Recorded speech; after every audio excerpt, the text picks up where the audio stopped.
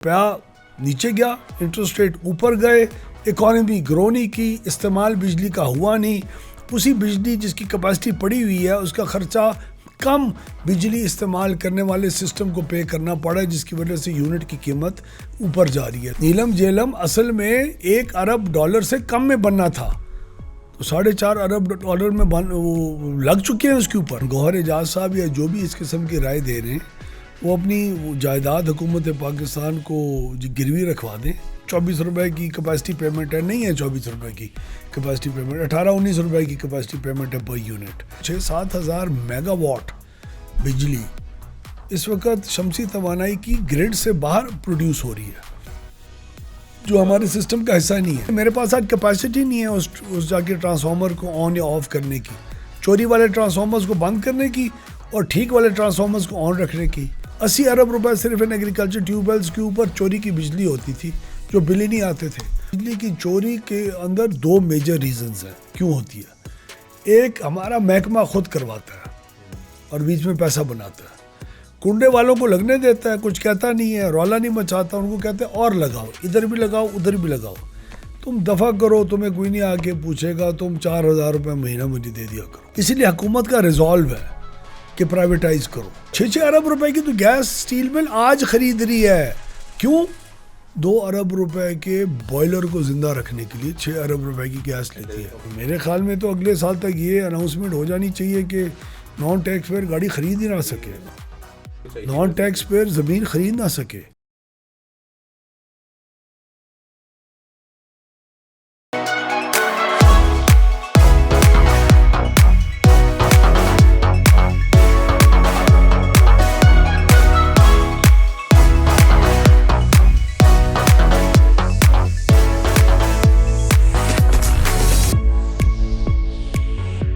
जी अस्सलाम वालेकुम and welcome to another episode of Sarmaya talks. As हम सरमाया के टॉक्स के ऊपर काफ़ी डिस्कशन ऐसी कर रहे होते हैं जो कि डायरेक्टली आपके इन्वेस्टमेंट से रिलेटेड होती हैं। कुछ लोगों ने पावर के अंदर इन्वेस्ट किया हुआ है। So today I am honoured to basically have minister of power on my show, Awais लगारी sahab. The whole idea of this podcast is कि जिन लोगों ने पावर में इन्वेस्टमेंट की हुई है या जो लोग इलेक्ट्रिसिटी की प्राइसेस से बहुत ज़्यादा तंग हैं या तो एक फ्रस्ट्रेशन नज़र आती है, ये इलेक्ट्रिसिटी की प्राइसेस ज़्यादा क्यों हैं, क्यों इसमें क्या हम देख सकते हैं कि इलेक्ट्रिसिटी की प्राइसेस रिड्यूस हो सकती हैं, इस पर्टिकुलर कंटेंट के ऊपर हम डिस्कस करने के लिए हमने इनको इनवाइट किया। थैंक यू अवैस भाई। शुक्रिया जी, thank you for the invitation. Sir Awais भाई, मैं सबसे पहले तो जो मेन पेन पॉइंट है आवाम का वो है इलेक्ट्रिसिटी की प्राइसेस। अगर आप इस पर थोड़ा सा बैकग्राउंड दे दें कि इलेक्ट्रिसिटी की प्राइसेस इतनी ज़्यादा क्यों है। देखिए, इलेक्ट्रिसिटी की प्राइस है क्या, पहले ये समझने की बात है। इलेक्ट्रिसिटी की प्राइस के अंदर 4 मेजर हिस्से हैं। एक हिस्सा है जो नेशनल ट्रांसमिशन लाइंस हैं, उनका जो कॉस्ट आती है, उसका जो रेंट एक होता है, एक शहर से दूसरी शहर या कराची से पेशावर तक का, तो उसका ख़र्चा है तकरीबन कोई 3 रुपए फ़ी यूनिट। 5 रुपए फ़ी यूनिट लेता है जी डिस्ट्रीब्यूशन कंपनी, आपकी ये लेस्को, आईएसको, मेपको, फेस्को, जितनी भी के इलेक्ट्रिक, इनको 5 रुपए फ़ी यूनिट मिलता है और वो तय होता है, जो रेगुलेटर है वो तय करता है, उनके अखराजात, नुकसानात, हर चीज़ को सामने रख के 8 रुपए यूनिट ये गए। इसके अलावा 8 से 10 रुपए फ़ी यूनिट आपकी उन प्लांटों को ऑन करके जिस तेल से वो बिजली पैदा करते हैं या जिस पानी से करते हैं या जो न्यूक्लियर एनर्जी प्रोड्यूस होती है या कोल की होती है या गैस की होती है, उसके हमारा उसको कहते हैं एनर्जी कॉस्ट। वो हमारी 8 से तकरीबन 10 रुपए फ़ी यूनिट है। तो 10 रुपए ये हो गया, 5 रुपए वो हो गया और 3 रुपए वो, 18 रुपए हो गया। इस साल की जो रीबेसिंग हुई है उसके बाद बाकी 18 रुपए आप उन प्लांट्स का किराया दे रहे हैं और उन प्लांट्स को लगाने का जो सूद और जो कर्ज़े की वापसी है और जिन्होंने लगाया उसके अंदर इक्विटी डाली, उनके जो रिटर्न्स हैं उसकी शक्ल में आप देते हैं, वो 18 रुपए फ़ी यूनिट है। और ये 18 रुपए फ़ी यूनिट को कहते हैं कैपेसिटी चार्ज। तो वो कैपेसिटी चार्ज बेसिकली ये होती है, आपने आए, आपने इन्वेस्ट किया, आपने इन्वेस्टमेंट का कर्जा भी देना है, उसके ऊपर सूद भी देना है, रुपए और जी डॉलर का जो फ़र्क आ रहा है वो भी देना है, यानी कैपेसिटी पेमेंट। फ़र्ज़ करें एक साहिवाल का प्लांट आप ले लें जी, कोल का, जो कैपेसिटी पेमेंट उसकी जब लगाया गया था 2015 या 16 में, तो इसकी कैपेसिटी पेमेंट 3 रुपये होती थी, 3-3.25 रुपये फ़ी यूनिट।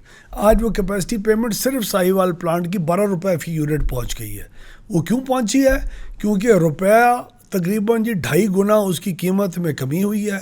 इंटरेस्ट रेट इंटरनेशनली ऊपर गए हैं और यहाँ के जो इंटरेस्ट रेट हैं, कॉस्ट ऑफ फाइनेंसिंग जो काइबोर प्लस के ऊपर जो लिया जाता है लोन, वो भी ऊपर गया। तो अगर ये 3 चीज़ें ना होती तो आज आपका साहिवाल का जो कैपेसिटी पेमेंट थी वो तकरीबन 3.5-4 रुपये की करीब होती और 8 रुपये का उसमें इजाफा ना होता।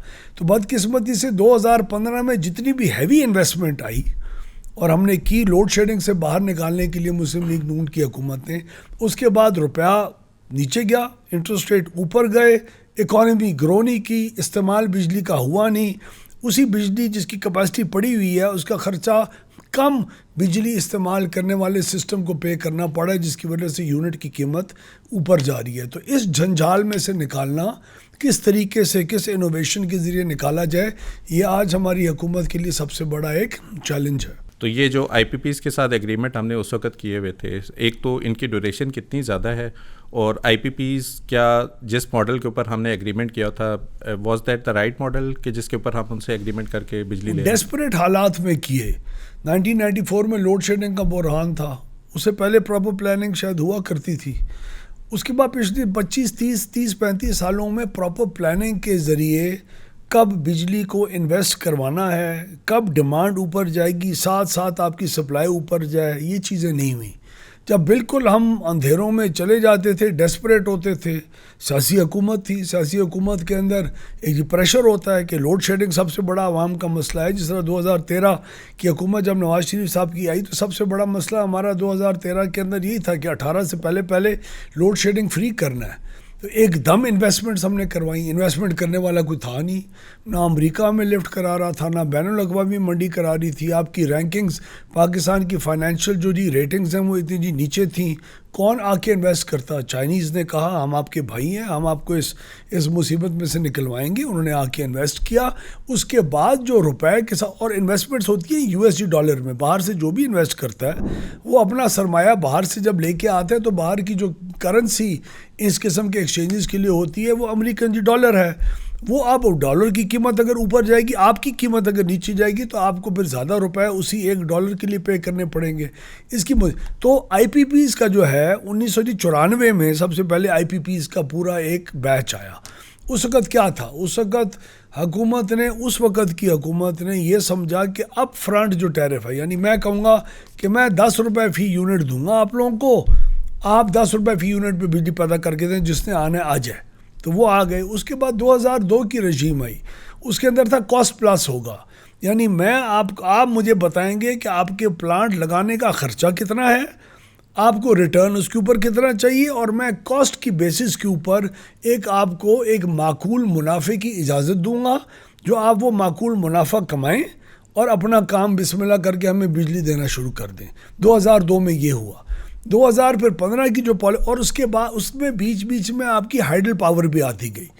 वापडा ने कहा मैं भी बिजली बनाता हूँ, हुकूमत ने कहा बिल्कुल, अपनी PSDP और अपने जी बजट में से हम फंड लगाएंगे। Public sector to development plan होता है आपका प्रोग्राम, उसके ज़रिए वापडा ने किया। वापडा ने कहा कि मैं फ़र्ज़ करें 2 रुपये फ़ी यूनिट की बिजली आपको पैदा करूँगा, मेरी इन्वेस्टमेंट इतनी ज़रूरत है। आपने कहा बिस्मिल्लाह करें प्रोजेक्ट। वापडा के कॉस्ट ओवररन्स हुए, बहुत प्रोजेक्ट्स में हुए। नीलम झेलम क्या है? नीलम झेलम असल में $1 अरब से कम में बनना था, तो $4.5 अरब में वो लग चुके हैं उसके ऊपर। अभी भी मसले हैं। अभी मुझे लगता है कई $100 मिलियन और लगाने पड़ने हैं अभी अगले 6 महीने में, जो प्राइम मिनिस्टर ने उसके ऊपर एक इंक्वायरी किया। तो इन सब चीज़ों से, और आपकी बिजली इसका इस्तेमाल फिर 2013 के बाद जब हमने अच्छे रेटों पे वो लगाए, हमारे जो हवेली बहादुर शाह वगैरह के RLNG प्लांट्स हैं वो बड़ी सस्ती कीमतों पे इंटरनेशनल रेट्स के मुताबिक लगे, लेकिन बिजली की मांग ही ख़त्म हो गई। LNG की कीमत ऊपर चली गई। लोकल कोल उस वक्त था नहीं, जो थर कोल जिसकी बेसिस के ऊपर आप करते, आपने इम्पोर्टेड कोल पे लगाया।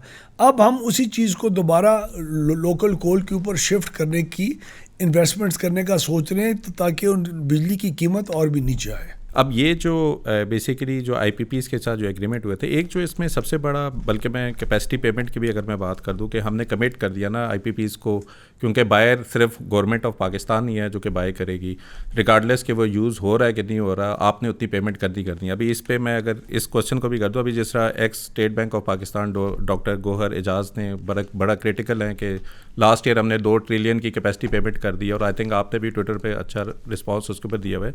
लेकिन ये जो कहना या ये सजेशन देना कि ये आईपीपीज़ के साथ जो प्लान आपने किए हुए थे उसको आप डिफ़ॉल्ट करो और फिर उन्हीं से बिजली लो जो कि सस्ती दे रहे हैं, is this the right way of basically approaching this problem? तो रेकोडेक पे हमने उनको गेट लॉस्ट कहा था ना, तो उसका कितना खर्चा भरा है हमने नेशनल आर्बिट्रेशन में। गौहर एजाज साहब या जो भी इस किस्म की राय दे रहे हैं, वो अपनी जायदाद हुकूमत पाकिस्तान को गिरवी रखवा दें, हम इनके सारे जितने भी कॉन्ट्रैक्ट्स हैं उनको आउट करते हैं, और जो भी नुकसान होगा, अब ये जो फाइन्स हमें पड़ेंगे इंटरनेशनल कम्युनिटी के अंदर, आर्बिट्रेशन के अंदर, इंटरनेशनल कोर्ट्स के अंदर, उसके सारे जुर्माने इनके पैसों से दे देते हैं हम। पाकिस्तान माशाल्लाह खुशहाल हो जाएगा, कोई प्रॉब्लम नहीं है। ये बातें करने की और होती हैं। हम इस वक्त किसी भी कॉन्ट्रैक्ट में से ज़बरदस्ती ना किसी से को निकाल सकते हैं और ना खुद निकलना चाहते हैं। हम वो कमज़ोरियाँ और वो बेहतर हालात ढूंढ रहे हैं, उसके ऊपर बहुत ज़्यादा जद्दोजहद पिछले 3 महीने से शहबाज शरीफ साहब की इंस्ट्रक्शंस के ऊपर में हम खुद कर रहे हैं, बैठ के दिन रात यही काम हो रहा है कि कहाँ हम खर्चे कम करके इन आईपीपीज़ को, जो ज़रूरत नहीं है। मैं आपको एक मिसाल दूँ, ग़ालिबन 80 अरब रुपया है जो आपकी कैपेसिटी पेमेंट में जाता है हर साल आरएफओ प्लांट्स का, जो फर्नेस ऑयल प्लांट्स पड़े हुए हैं आपके 2002 और 1994 की पॉलिसी के, और वो इस्तेमाल नहीं होते क्योंकि वो इतनी महंगी है उसका तेल कि उसको इस्तेमाल करना बिजली की कीमत को और भी ऊपर लेके चला जाएगा। तो अगर इस्तेमाल नहीं हो रहे तो उनके 80 अरब रुपए सालाना अगले 10-12 साल के लिए पे करने के बजाय उनसे आज मुक जाओ कि भाई अब तुम्हारी एक्विटी की कितनी इन्वेस्टमेंट बाकी रह गई है, ज़रा सा तुम भी हमें डिस्काउंट दो, ज़रा सा हम तुम्हें हेल्प करेंगे, बराए मेहरबानी निकलो। तो क्या पता 200-250-300 अरब 400 अरब रुपए या 100 अरब रुपए जो भी नंबर आएगा, उससे हम इन सब प्लांटों से जान जी छुड़वा दें और 80 अरब रुपए सालाना का बोझ हमारे ऊपर ख़त्म हो जाए।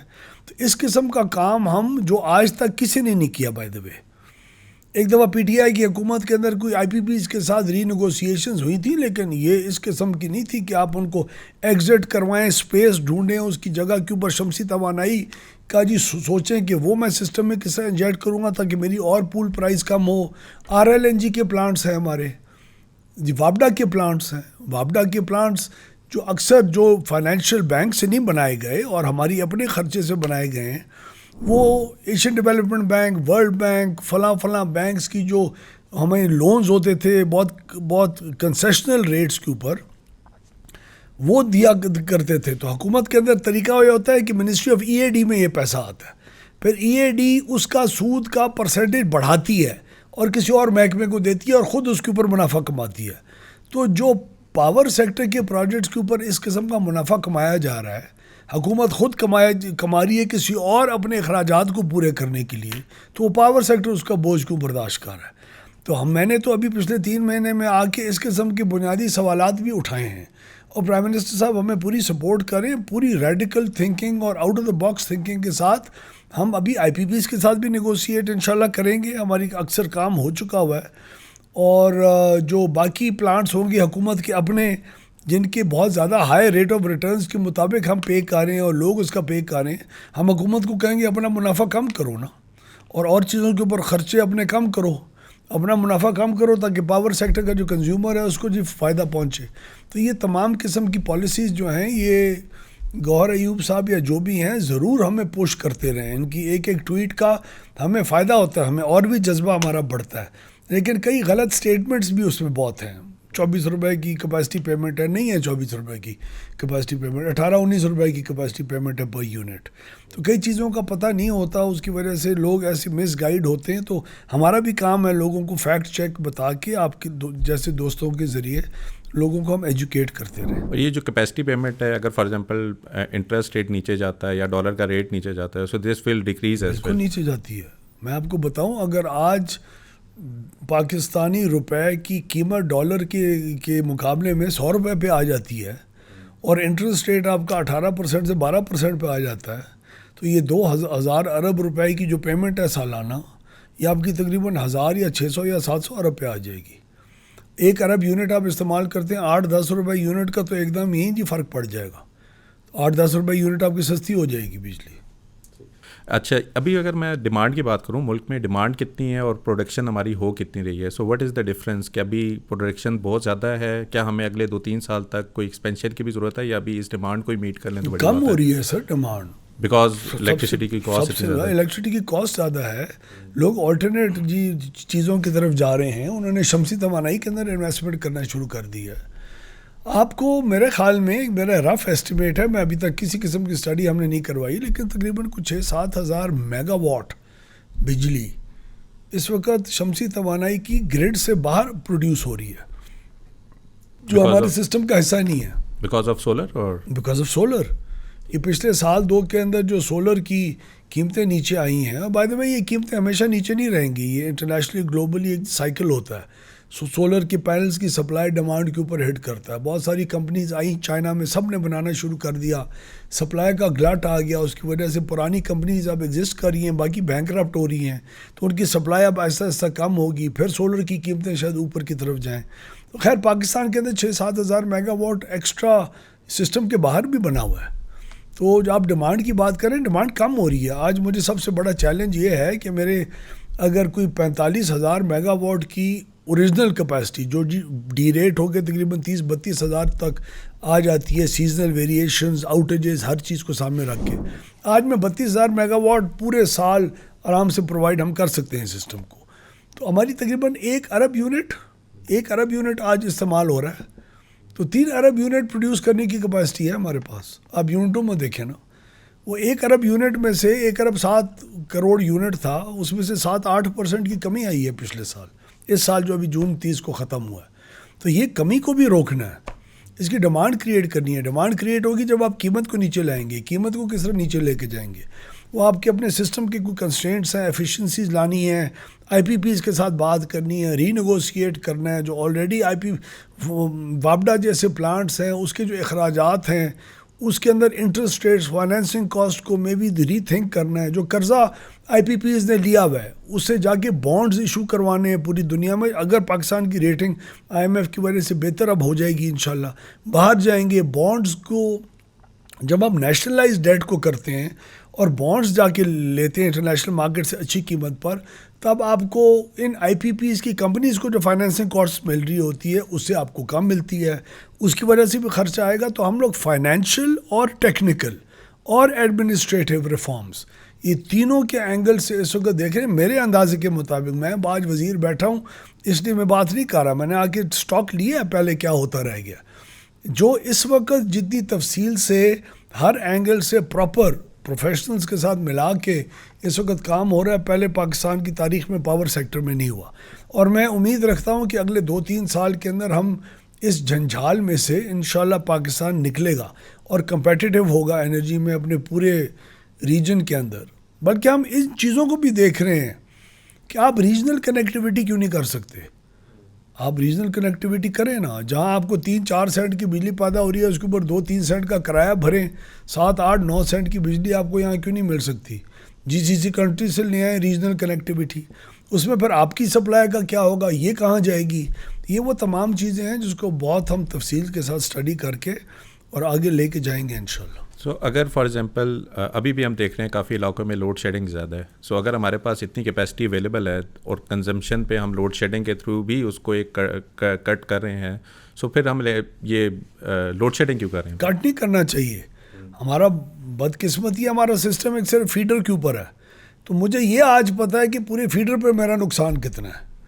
उस फीडर के ऊपर फ़र्ज़ करें 20 ट्रांसफार्मर्स हैं, 10 ट्रांसफार्मर के ऐसे एरियाज़ हैं जहाँ नुकसान नहीं है, लेकिन मेरे पास आज कैपेसिटी नहीं है उस जाके ट्रांसफार्मर को ऑन या ऑफ़ करने की, चोरी वाले ट्रांसफार्मर्स को बंद करने की और ठीक वाले ट्रांसफार्मर्स को ऑन रखने की। इसलिए लोग ज़्यादा नाराज़ भी होते हैं। जिस ट्रांसफार्मर की, जिन बस्तियों में बिजली की चोरी नहीं हो रही होती उनके ट्रांसफार्मर के ज़रिए, वो कहते हैं मेरे तो ट्रांसफार्मर के ऊपर पूरी कम्युनिटी चोरी नहीं कर रही, तो तुमने क्यों ऑफ़ किया हुआ है मेरा ट्रांसफार्मर? मेरे पास ट्रांसफार्मर को ऑफ़ करने का तरीका नहीं है।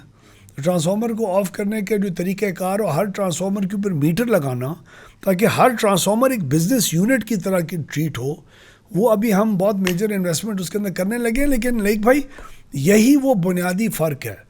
डिस्ट्रीब्यूशन कंपनीज जितनी ज़्यादा बिजली बेचेंगी उतना मुनाफा ज़्यादा कमाएंगी ना, खुद उनकी अपनी डिस्ट्रीब्यूशन का उनको एक जी मार्जिन मिलता है ना। आप अगर 10 करोड़ मिठाई के डब्बे बेचेंगे तो आपको फी डब्बे का एक जी मार्जिन होता है ना।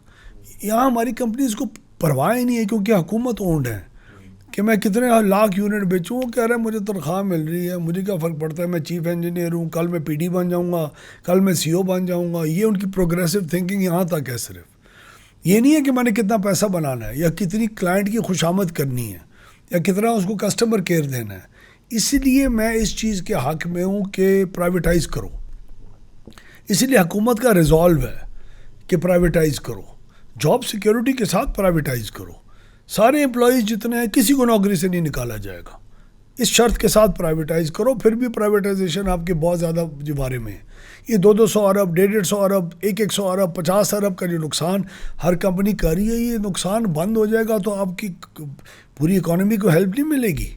तो हम लोग और ये वाहिद वो हुकूमत है जो पहले दिन से इस चीज़ का ढंडोरा पीट रही है और करके दिखाएगी इंशाल्लाह।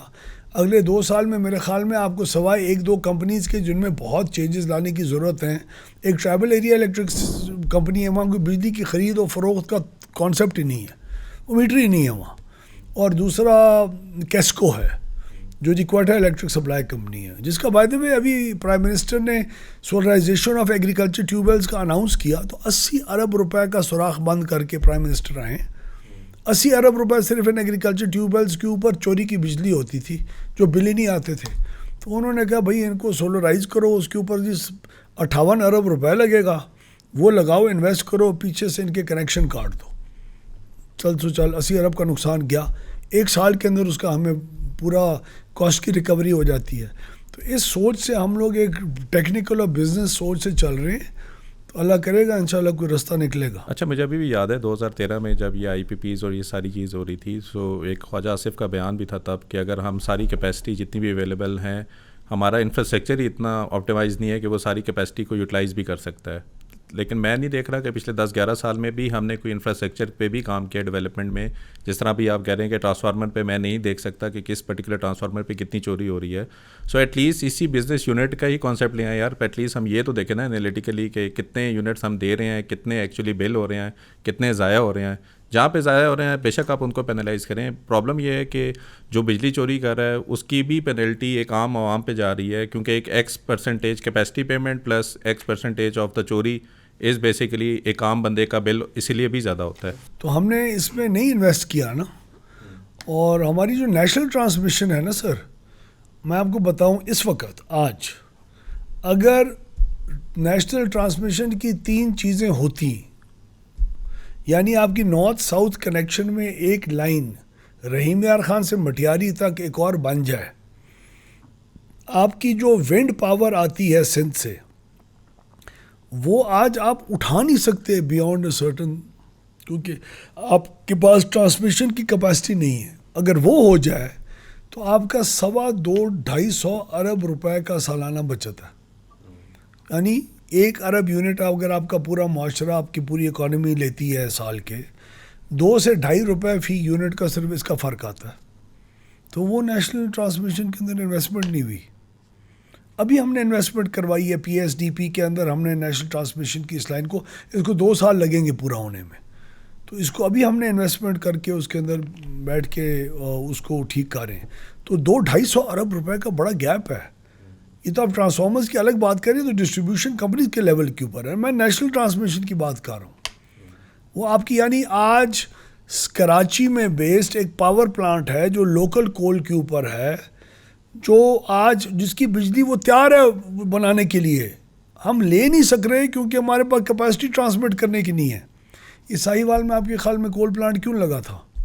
ट्रांसमिशन की कैपेसिटी नहीं थी। अगर ये जो कराची में लगाते तो लोड सेंटर जो पंजाब का है उस तक बिजली की जो जी तरसील है वो हो ही नहीं सकती थी।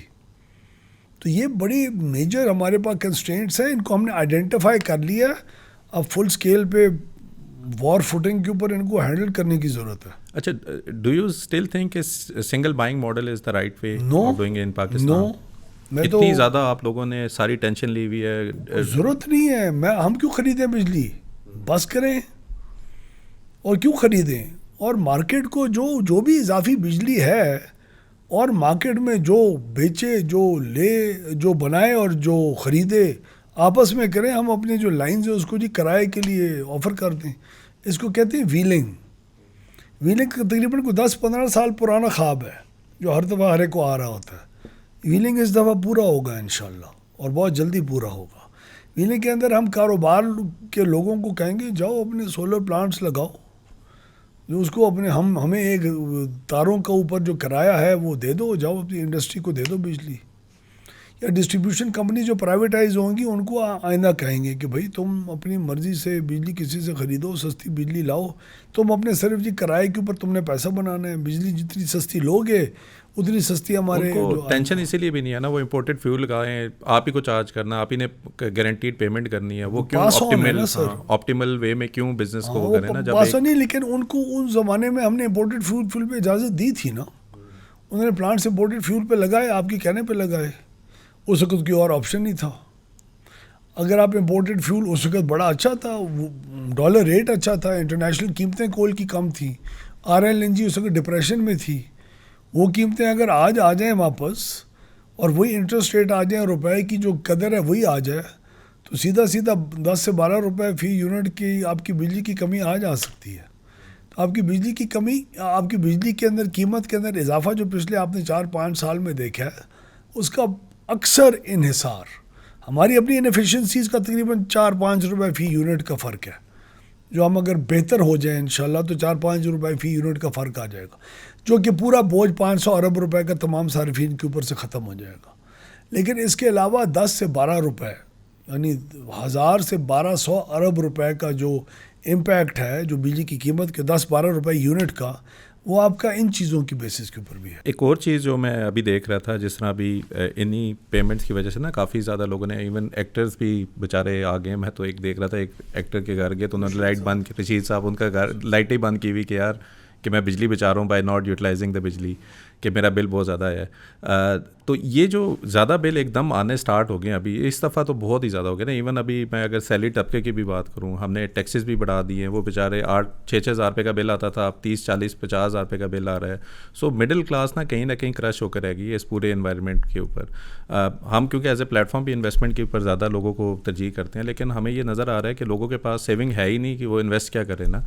तो ये जो एकदम बिजली की जो कॉस्ट और इतना ज़्यादा बोझ आया है आवाम के ऊपर। मैं अभी देख भी रहा था, अभी आप लोगों ने शायद 50 बिलियन का रिलीफ भी किया है जुलाई, अगस्त, सितंबर के ऊपर, कि जो 200 यूनिट्स तक हैं प्रोटेक्टेड और नॉन प्रोटेक्टेड, उनको एक सब्सिडी जाएगी। ऑन टॉप ऑफ इट अभी आप ये जो बिजली की कीमतें बड़ी ज़्यादा की बात करें, आपने इसके टॉप पर भी सब्सिडी दी हुई है, यानी कि अभी भी ये पूरी तरह से लोगों के ऊपर बिजली की वैल्यू नहीं की हुई है। नहीं है, 35 रुपये फ़ी यूनिट हमारा एवरेज पड़ता है। तो हम तकरीबन 2 से 2.5 करोड़ जो सार्फिन हैं, यानी जो घराने हैं, जो तकरीबन कोई बहुत बड़ा हिस्सा है हमारे डोमेस्टिक कंज्यूमर्स का, 80, 85, 86, 87% है, उनको अभी भी हम कीमतें, जो जिस कीमत पे बिजली हमें पड़ी है 35 रुपये यूनिट, उससे बहुत कम दे रहे हैं।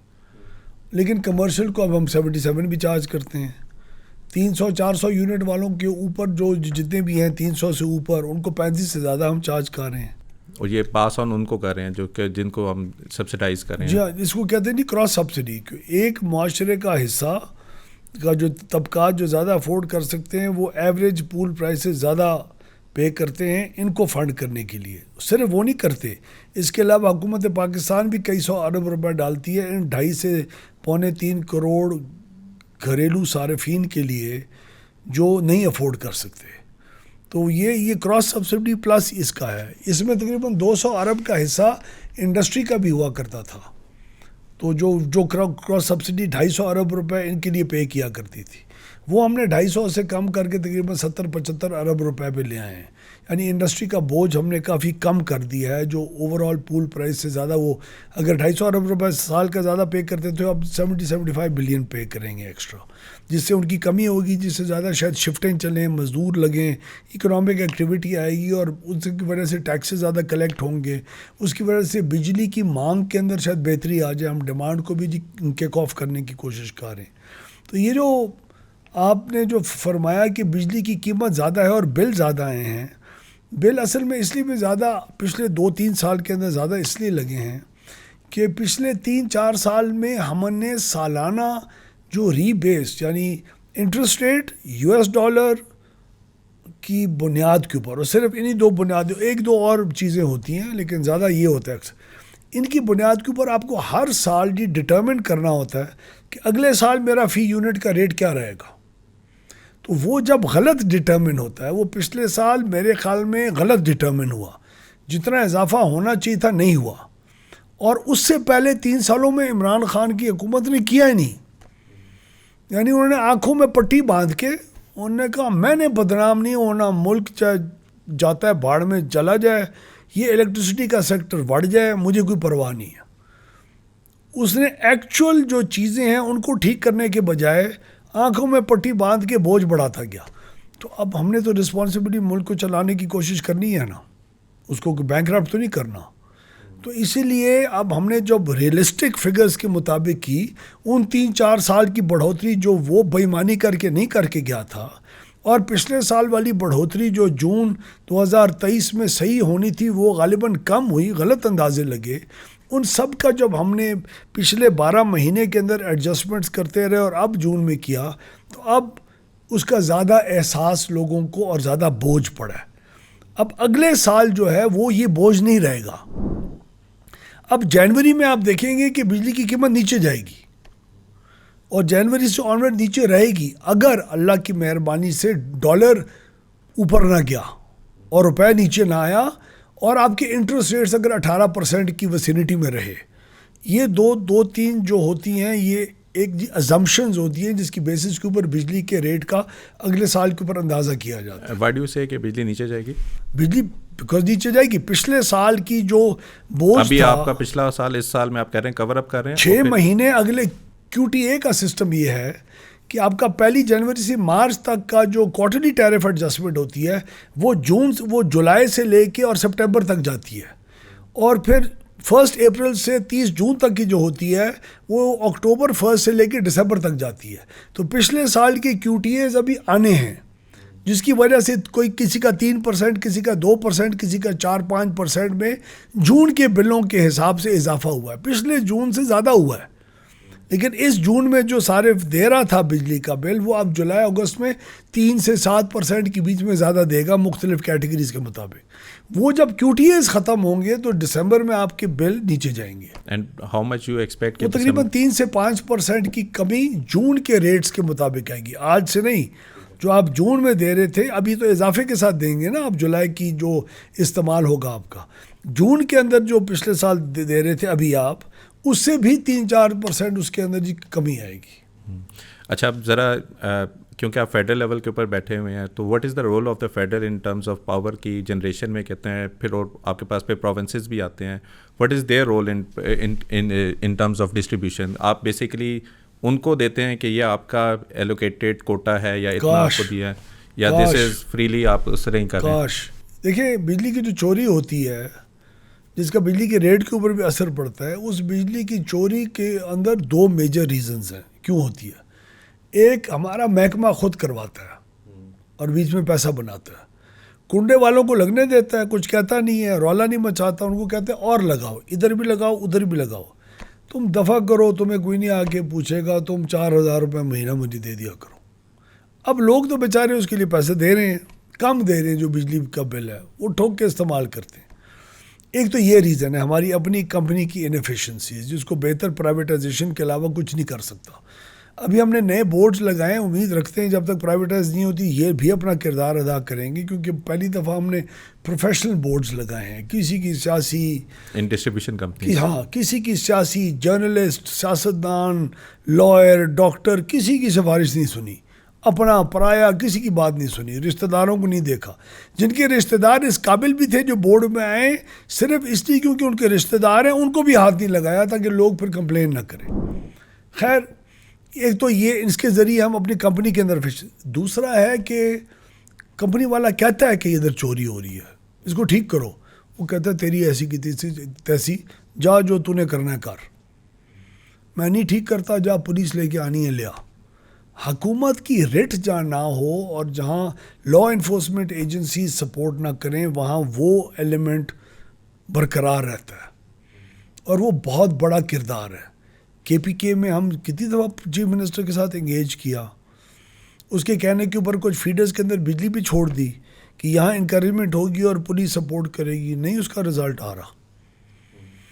सिंध में हालांकि चीफ मिनिस्टर साहब ने मेहरबानी करके पुलिस दी हुई है। पंजाब में हमारी चीफ मिनिस्टर पंजाब बहुत ज़्यादा out of the way help कर रही हैं। तो उम्मीद है अब इनके सूबाई इन्वॉल्वमेंट से ज़रा ज़्यादा सेंसिटिविटी आने से ये चोरी का कुछ हुजम कम होगा, लेकिन इतना इफेक्ट होता हुआ अभी तक मुझे दिखाई नहीं दे रहा। अभी मैं देख रहा था टॉप 5 जो नेशनल जो आपके स्टेट ओन्ड एंटरप्राइजेज हैं, टॉप 5 में से 2 तो आपके अपने डिस्कोज हैं। जिसका का देख रहा था 295 बिलियन कोयटा का लॉस था, पेशावर का 212 बिलियन का लॉस आपने उसमें किया हुआ है। ये 2023 की figure, I don't know latest वाली फिगर्स क्या होंगी, लेकिन ऑब्जेक्टिव यही है कि यानी जो हम टैक्स भी दे रहे हैं वो बेसिकली लॉस मेकिंग के ऊपर ही वो खर्च हो रहा है। इसीलिए स्टेट ओन्ड एंटरप्राइज होनी नहीं चाहिए, इसलिए हुकूमत को कारोबार में होना नहीं चाहिए। मुझे याद है मैं PTCL जब प्राइवेटाइज कर रहा था 2003-04 में, मुझे कहते थे जी 28 अरब रुपए का फ़ायदा दे रही है मुल्क को PTCL, और आप और कंपनी क्यों लेके आ रहे हैं फ़ोन की, और क्यों ये ग्रो कर रहे हैं सेक्टर, ये अच्छा भला प्रॉफिट है, बेहतरीन सर्विस है। तो एक तो सर्विस बेहतरीन नहीं थी, दूसरा रेट ऊंचे थे। तो मैंने कहा 28 अरब रुपए के प्रॉफिट के बजाय अगर 4 कंपनियां या 5 कंपनियां 600 अरब रुपए का प्रॉफिट कमाएंगी और उसमें से मुझे टैक्स देंगी, वो मेरी टैक्स की कंट्रीब्यूशन तुम्हारे 28 अरब रुपए से 50 गुना ज़्यादा होगी। और हुआ ऐसे। और हालांकि प्रॉफिट अर्निंग कंपनी थी वो, अगर प्राइवेटाइज PTCL मैंने उस वक्त ना की होती तो आज हमारी PTCL एक और स्टील मिल बन चुकी होती। अभी वैसे लॉस कर रही है वैसे स्टील मिल ने भी उस वक्त तो लॉस कर रही है। तो सर जो शेयर होल्डर्स हैं, हम हैं तकरीबन 74% शेयर होल्डर, लेकिन हमारी जिम्मेवारी ऐसा सच नहीं है ना। लॉस करिए तो आपको और रेवेन्यू भी तो बहुत पूरा telecom sector. I think steel mills को भी आप करने ही वाले थे 2004 लिया था सर 17 बिलियन के इसके ऊपर। जस्टिस इफ्तिखार चौधरी साहब का मूड बना, उन्होंने कहा no this is not allowed. माशाल्लाह मुगल आजम ने फैसला कर लिया। And how much losses we are making? I think we paid over 100 billion rupees after that in G losses. और वो बंद है। 6 अरब रुपए की तो गैस स्टील मिल आज खरीद रही है। क्यों? 2 अरब रुपए के बॉयलर को जिंदा रखने के लिए 6 अरब रुपए की गैस। And there is no production. अभी ECC ने रोका है। और मैंने ये भी देखा था 400 करोड़ की कोई स्टेशनरी भी आई है स्टील मिल्स के अंदर। हाँ माशाल्लाह बहुत कुछ आता है सर। तो ये अगर नहीं बिकेगी तो हम गए। यही तो SOEs हैं, PIA है, इन्हीं को तो निकालना है। सिर्फ इन्हीं की ब्लीडिंग अगर आप रोक लें तो आपकी इकोनॉमी को कितना बड़ा सहारा मिल जाता है। टैक्स पेज मनी किसी और वेलफेयर, एजुकेशन, अस्पताल, इन चीज़ों में ये जाके इन्वेस्ट होना शुरू हो जाता है। अच्छा, मैं ये भी देख रहा था प्रोविंशियल उसके ऊपर जहाँ पे नेशनल ग्रिड से चीज़ें आ रही हैं। अब जिस तरह पंजाब गवर्नमेंट ने कहा है जी 500 यूनिट वालों को हम फॉर एग्जांपल सोलर के ऊपर फ्री वो दे देंगे, फाइनेंसिंग दे देंगे कि वो अपना सोलर लगा दें। जैसे हम अभी बात करें कि अभी भी कंजम्पशन को हम पूरी तरह टैप नहीं कर सके। ऑन टॉप ऑफ इट थर के ऊपर हमने देखा सिंध वालों ने अपना एक डिस्ट्रीब्यूशन का कुछ बना दिया है। सो कोई समझ नहीं आ रही है कि लगता है वफाक का किसी प्रोविंसेस के साथ कोई लिंक नहीं है। सारे इंडिपेंडेंटली अपनी प्रोडक्शन भी कर रहे हैं, डिस्ट्रीब्यूशन भी कर रहे हैं, फिर नेशनल ग्रिड से भी वो कर रहे हैं। तो is there any sort of connectivity between federal और जो प्रोविंस? जी, हमारी जो इलेक्ट्रिसिटी की जो पॉलिसी है ना जी, वो CCI का सब्जेक्ट है। तो उसमें तमाम सूबे बैठ के फैसले करते हैं। तो उस इलेक्ट्रिसिटी पॉलिसी के मुताबिक सूबों को अपनी ट्रांसमिशन लाइंस और अपनी प्रोडक्शन करने का इख्तियार है। यानी सिंध अपनी प्रोडक्शन कैपेसिटी बना के और नेशनल वो डिस्ट्रीब्यूशन अपने सूबे के अंदर कर सकता है, कोई ममानियत नहीं है। और वो सूबाई हकूक़ हैं जो उनके होने चाहिए। अब हमारे ऊपर ज़रूर ये डिमांड का प्रेशर, अब ये 500 यूनिट तक के 16 यूनिट्स अगर बनेंगे, लोगों को जाएंगे, तो आपकी डिमांड के ऊपर और भी पुश बैक आएगा। इन्हीं सब चैलेंजेस के लिए अभी हम लोगों ने कल परसों ही इत्तेफाक से, आपने बहुत अच्छा सवाल किया, हम अपनी पॉलिसी मेकिंग के अंदर कल परसों ये मुहर्रम की छुट्टियों से पहले यही बैठ के हमने पूरा एनालाइज किया था कि ये जो 500 यूनिट वाले 200 यूनिट वाले जो सोलर सिस्टम जाके लगेंगे, इनका आपका पूरे ग्रिड, सिर्फ ये नहीं है कि ग्रिड की डिमांड कम होगी बल्कि ग्रिड की स्टेबिलिटी के ऊपर भी असर पड़ेगा। तो ये कहाँ हैं, ये इंटरकनेक्ट होंगे या ये आज़ाद लगेंगे, वो लोग सिर्फ अपना दिन की कंजम्पशन करेंगे और शाम को बिजली इस्तेमाल करेंगे कि नेट मीटरिंग होगी, उसका क्या इम्पैक्ट आता है, नेट मीटरिंग का फ्यूचर में क्या इम्पैक्ट आएगा, नेट मीटरिंग किस कीमत पे की जा रही है। इस साल यानी 1 जुलाई से लेकर अगली जून तक, इस साल आप जितने यूनिट टू यूनिट एक एक्सचेंज होता है ना नेट मीटरिंग के अंदर, वो आप 45 रुपए का यूनिट बेच रहे होंगे सिस्टम को, और जो यूनिट आप उनके ले रहे होंगे उसके ऊपर टैक्स भी नहीं देते आप, और जो आपके पास फालतू यूनिट होता है सरप्लस, वो आपसे डिस्ट्रीब्यूशन कंपनी 21 रुपए का अब ले रही है और 26-27 रुपए का 1 जुलाई के बाद लेगी। आपको पता है ये बिजली पैदा करने वाले हैं कौन लोग? ये उन 2.5-3 करोड़ गरीब लोगों में से एक भी नहीं है। ये 1,03,000 से 5,000 कंज्यूमर है जिसने ग्रीन मीटर लगा के बिजली पैदा की है, अच्छा किया बिजली पैदा की है, 1000 मेगावाट से ज़्यादा कर गए। कोई आईपीपी के ड्रामे नहीं है इनके साथ, कोई कॉन्ट्रैक्ट 7 साल का एक कॉन्ट्रैक्ट है, सिंपल कॉन्ट्रैक्ट है, ना कोई डॉलर की इंडेक्सेशन है, ना कोई रिस्क है गवर्नमेंट की, लोगों बेचारों ने अपने पैसे सेव करके इन्वेस्ट कर लिए हैं, अपर मिडिल क्लास ने की हैं, अपर मिडिल क्लास ने की हैं, मिडिल क्लास बेचारे के पास कोई अफोर्डेबिलिटी नहीं थी सोलर नेट। 15 लाख रुपया लगता है आपको 7 से 10 किलो, मतलब मिडिल क्लास के पास नहीं थी, कई लोगों ने बैंक के लोन उठा लिए, अपर मिडिल क्लास और अपर क्लासेस के अंदर। आप जाके देखें ना जहाज़ के ऊपर उड़े, तो आपको किसी भी गरीब महल्ले के अंदर या मिडिल क्लास महल्लों के अंदर ये सोलर सिस्टम नहीं दिखाई देंगे। सिर्फ जी डिफेंस में, गुलबर्ग में, मुझ जैसे लोगों के घरों के ऊपर ये सारे पड़े होंगे, बड़े ज़िम्मेदार बड़े कारोबारी लोग उनके ऊपर हैं। तो हम लोग भी एक महंगी बिजली इनसे ले रहे हैं, तो इसका बोझ भी नीचे गरीब लोगों के ऊपर पड़ रहा है। तो ये जब बात आती है कि सोलर नेट मीटरिंग के रेट्स चेंज होंगे, तो मेरे ख्याल में अभी तो नहीं है पॉलिसी चेंज होने की, लेकिन ये चेंज हुए बगैर भी इन द फ्यूचर ये मामला चल नहीं सकता। जिस तरह इन आईपीपीज के साथ रहते हुए भी नहीं चल सकता, ये भी नहीं चल सकता, क्योंकि यहाँ आपकी इसको हमें हम रिवर्स इंजीनियर करना पड़ेगा इस पूरे कॉन्सेप्ट को। आपको देखना पड़ेगा कि जो इसके अंदर इन्वेस्ट किए बैठा है, एक तो उसका कॉन्ट्रैक्ट चेंज नहीं होना चाहिए, वो 7 साल का गालिबन कॉन्ट्रैक्ट से पीछे नहीं हटना, चाहे बड़ा आईपीपी है, अमेरिकन है, जापानी है, चाइनीज़ है या लोकल पाकिस्तानी आईपीपी है। वो लोकल पाकिस्तानी आईपीपी है ना, 10 किलोवाट वाला, 15 किलोवाट वाला, कॉन्ट्रैक्ट से नहीं हमने हटना। लेकिन जब जिसका कॉन्ट्रैक्ट एक्सपायर होगा उसके बाद उसको क्या रेट ऑफ रिटर्न मिलना चाहिए, आप बताइए।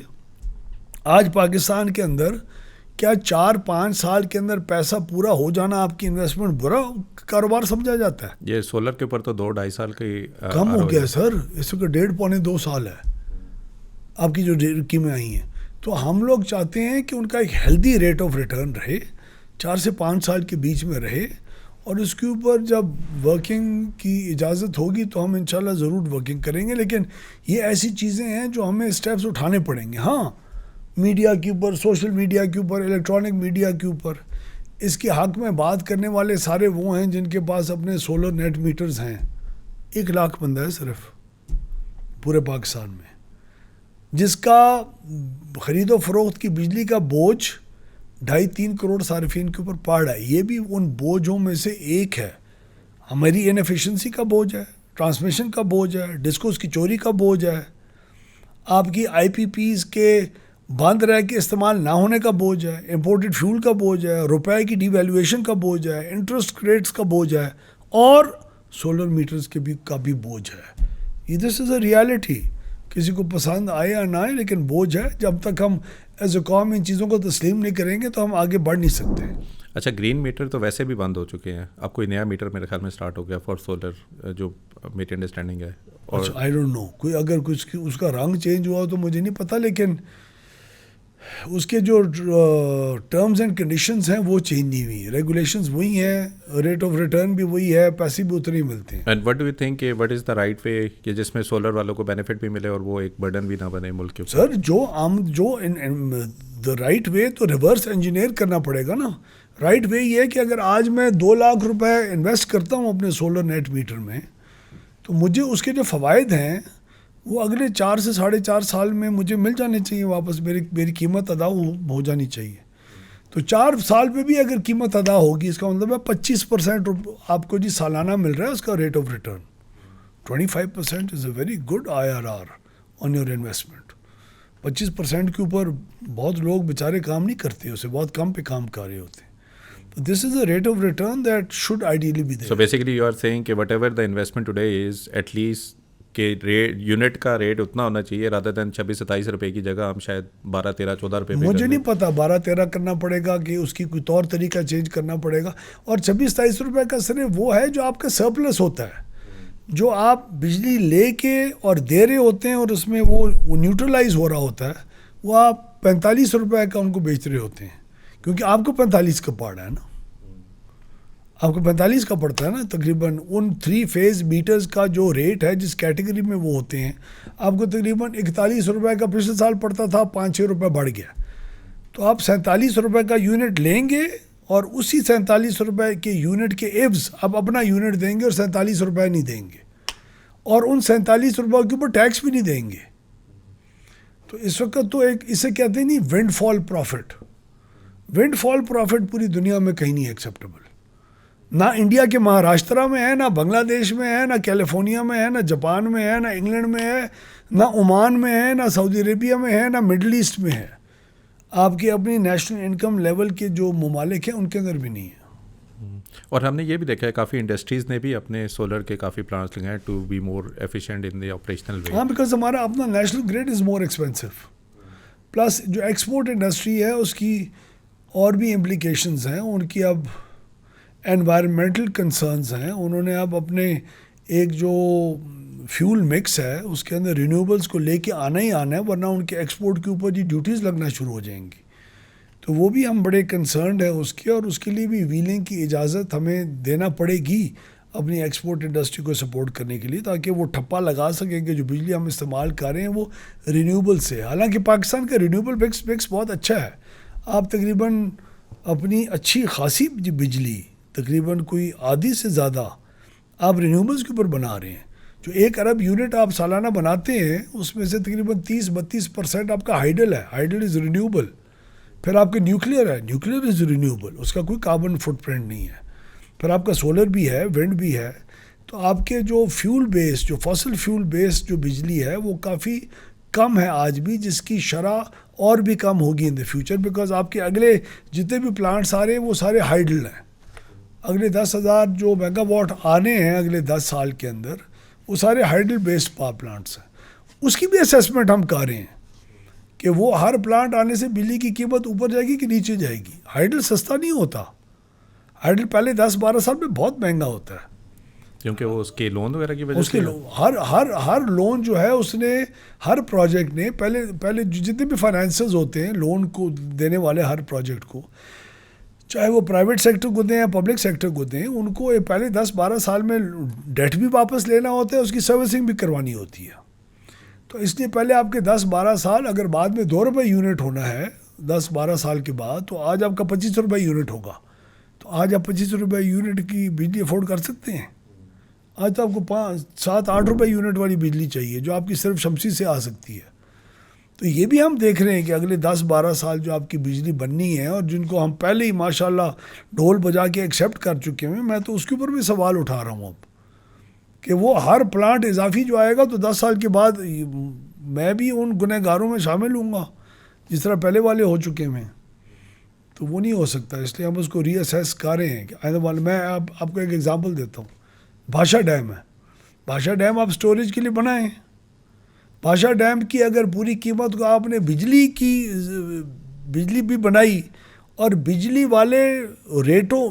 वालों से उसकी कीमत वसूल की, तो भाषा डैम इकोनॉमिक सेंस, भाषा डैम की बिजली शायद मेक ना करे। ये बहुत बड़ी बात कर रहा हूँ मैं आज आपके एसडी फोरम के ऊपर, ये किसी ने हिम्मत नहीं की पहले बात करने की। इस किस्म के तमाम प्रोजेक्ट्स को हमें देखना पड़ेगा। What is status of Basha Dam? बन रहा है माशाल्लाह, उसकी जो डाइवर्शन ऑफ द रिवर हो चुका है, पाकिस्तान की वाटर सिक्योरिटी के लिए बहुत इंपॉर्टेंट प्रोजेक्ट है, हमें बनाना चाहिए। लेकिन अगर इसकी कीमत बिजली के सार्फिन से ली गई और बिजली की कीमत, इससे बिजली बनाई गई और इसकी ट्रांसमिशन लाइन 3 अरब डॉलर की बनाई गई, वो भी बिजली के सार्फिन से ली जाएगी ना कीमत।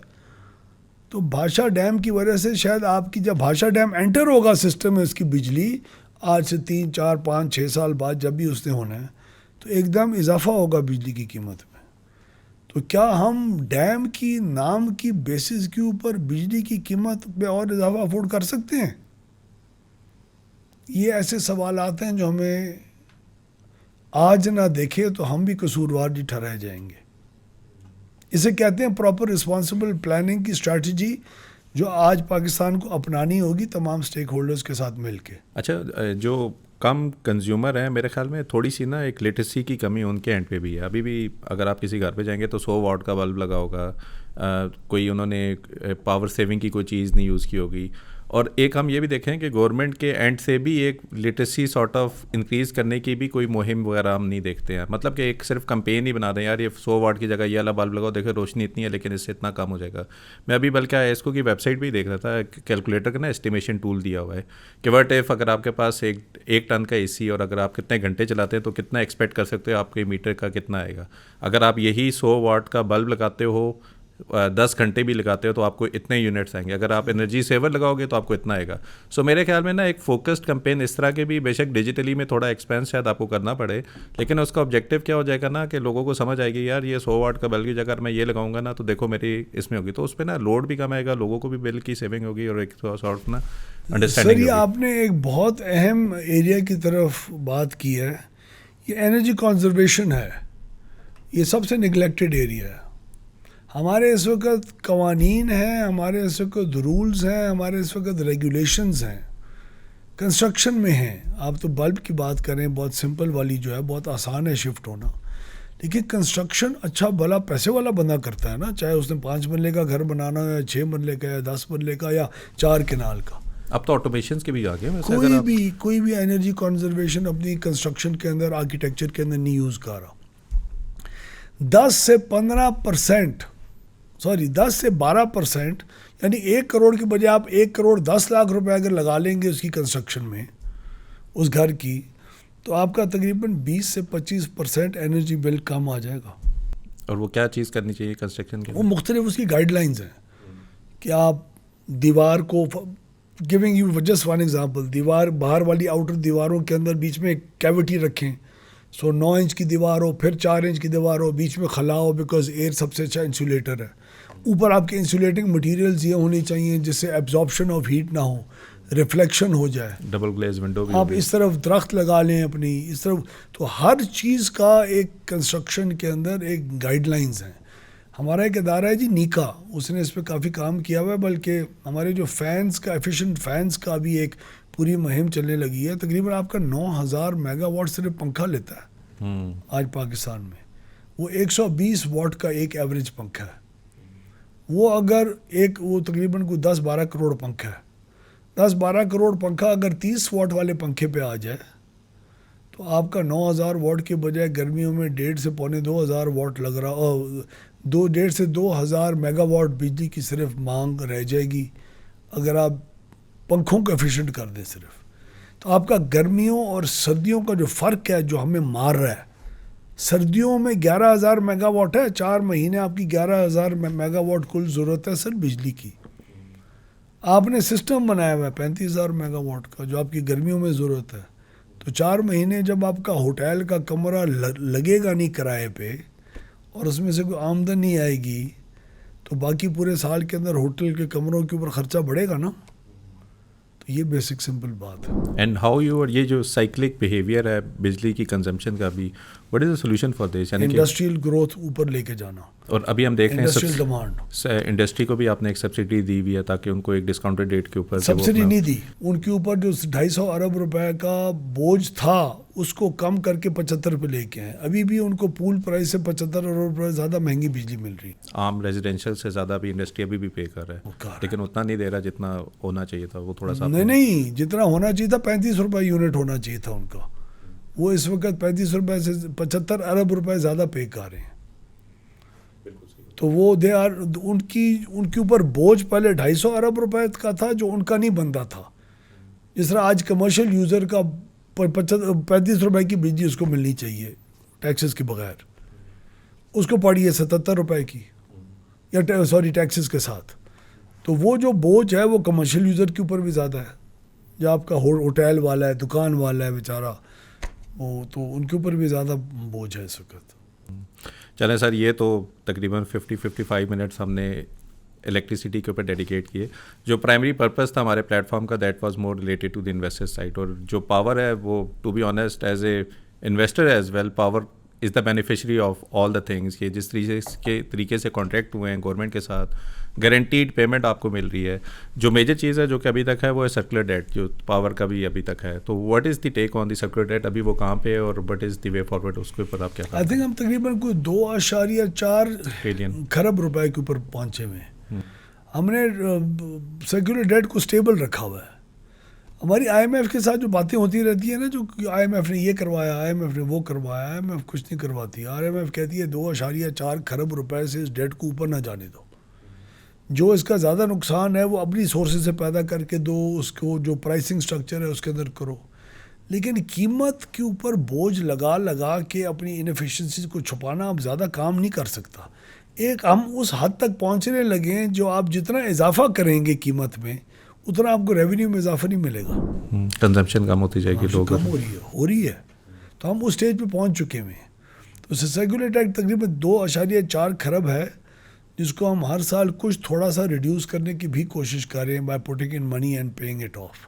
उस जो 2.4 खरब रुपए का सर्कुलर डेट है वो भी हमने फाइनेंस करवाया हुआ है। उसके ऊपर भी एक इंटरेस्ट रेट है, वो भी आपके बिलों के अंदर आ रहा है। जो जी सर चार्जेस और शायद कोई वो लेवी शेविज की सूरत पे आ रहा है। I am sorry if I am saying the wrong thing, लेकिन आपके वो टैक्सेस के अलावा जो आपको चार्ज किया जाता है बिलों के अंदर, वो भी एक बोझ है कंज्यूमर के ऊपर। सर्कुलर डेट का बोझ तो संभाला हुआ है। And how you are going to settle this circular debt, उसका क्या? As we get more efficient, हमारे जितनी स्पेस सब्सिडीज़ में और नुकसानात में भरने से हमें फुर्सत मिलेगी और वहाँ स्पेस मिलेगी, उसी स्पेस को डाइवर्ट करके हम सर्कुलर डेट को कम करेंगे, बिकॉज दैट्स एक्सपेंसिव डेट और वो हमें बारे में नहीं है। और अभी हम ये भी देख रहे हैं कुछ पावर प्लांट्स है जिनका शायद कॉन्ट्रैक्ट भी खत्म हो गया। जैसा एक लिस्टेड कंपनी है कैपको, उसका contract I think last year से कोई रिन्यू नहीं हो रहे कॉन्ट्रैक्ट, किसी के रिन्यू नहीं, किसी के भी नहीं हो सकते। ठीक है, ना ही रिन्यू होंगे, बल्कि जिनके रहते हैं उनको अर्ली रिटायर कर रहे हैं। ठीक है। And what will be the status of this power plant जो कि लिस्टेड भी हैं? फॉर एग्जांपल अगर वो रिन्यू ही नहीं होंगे तो वो बिजली तो प्रोड्यूस नहीं कर सकते उस तरीके से। नहीं कर सकते, वो अपने लिए बिजली इस्तेमाल करना शुरू कर दें। महंगी बिजली है, उनका डेट रिटायर हुआ है, उसके एनर्जी कॉस्ट उठा के करना शुरू कर दें। हमें तो नहीं चाहिए वो बिजली। और तो हम उनको कहेंगे नहीं खुदा हाफिज़, ये आपके अभी अगले 10 साल रहते हैं। हमने उनको देना होता है return on equity and return on equity during construction, ये हमारी जिम्मेवारी है। बाकी तो ऑपरेशन एंड मेंटेनेंस कॉस्ट है ना उसकी। आई थिंक ये 1994 के प्लांट्स है ना, ये 1994 के भी और 2002 के 2002 भी। ये अभी से लेके 2034 तक रिटायर होने हैं, तो उनको हम अर्ली रिटायरमेंट की तरफ शायद लेके जाएं। And what is the way forward, यानी कि अभी भी 2034 तक भी रिटायर होंगे? You still need to see कि डिमांड कितनी है या आपको कितनी है? No, in case there is a reduction in case हमारी सप्लाई कम हो रही होगी तो हम cheaper energy market based inject करवा देंगे। हम कह देंगे नहीं फलां जगह के ऊपर ट्रांसमिशन हमारी अलाउ करती है, यहाँ बिजली बना के इंजेक्ट कर दो। कौन सस्ती बिजली देगा? वो कर दें इंजेक्ट, ख़रीदने वाले ख़रीद लें, बनाने वाले बना लें। ओपन कंपेटिटिव मार्केट्स को इंजेक्ट करने का इस वक्त मौका है। एक और भी बहुत अच्छा मौका है, आप कह रहे थे ना डिमांड की, आपने शुरू में बात की थी, वो मैं अभी आपसे ज़रूर करना चाहूँगा। इलेक्ट्रिक मोबिलिटी, हम लोग काम कर रहे हैं एक जी पॉलिसी के ऊपर, जहाँ हम बिजली से रिचार्ज होने वाली मोटर बाइक्स और गाड़ियों के चार्जिंग स्टेशंस लगाएंगे। मार्केट को कहेंगे खुद लगाए, हमने नहीं कुछ इन्वेस्ट करना। उसके हम रेगुलेशंस बना रहे हैं कि ऐसे अगर 35 रुपए का, 40 रुपए का, 50 रुपए का, 70 रुपए का कमर्शियल यूनिट है, जितना भी है 70-77 रुपए का, वो हमसे हम कहेंगे इतने रुपए के ऊपर हम यूनिट देंगे, ताकि कंबस्शन इंजन्स और मोटरसाइकिल के पेट्रोल से एकदम शिफ्ट हो इलेक्ट्रिक मोटर बाइक्स और मोबिलिटी पे।